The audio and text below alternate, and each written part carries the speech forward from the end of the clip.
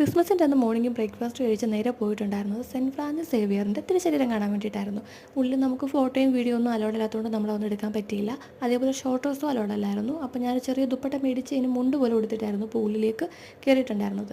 അപ്പം പഴയതും പുതിയതും രണ്ട് ചർച്ചുണ്ട്. സെയിം തന്നെയാണ്, ഒരു റോഡിൻ്റെ അപ്പുറത്തും ഇപ്പുറത്തുമായിട്ട്. അവിടെ നിന്ന് നേരെ റൂമിൽ എത്തിക്കഴിഞ്ഞപ്പോൾ നമ്മൾ സ്റ്റേ ചെയ്യുന്ന ഹോട്ടലിൽ നിന്ന് നമുക്ക് കേക്കും അതേപോലെ തന്നെ ഗിഫ്റ്റും ഉണ്ടായിരുന്നു കേട്ടോ. അതൊക്കെ ഞങ്ങൾ പെട്ടെന്ന് തന്നെ കഴിച്ച് തീർത്ത് സെറ്റായി നേരെ പോയിട്ടുണ്ടായിരുന്നത് പൂളിലേക്കായിരുന്നു. അവിടെ പോയി ചാടി മറിഞ്ഞതിന് ശേഷം റൂമിൽ വന്ന് റെഡിയായി നേരെ ബീച്ചിലേക്ക് പോയി. ബീച്ചിൽ നമ്മൾ ഉള്ളിലേക്ക് കയറുന്നതിന് മുമ്പായിട്ട് ഒരു ചേച്ചി എല്ലാവരും തലയിൽ നൂല് കെട്ടി കൊടുക്കുന്നുണ്ട് കേട്ടോ.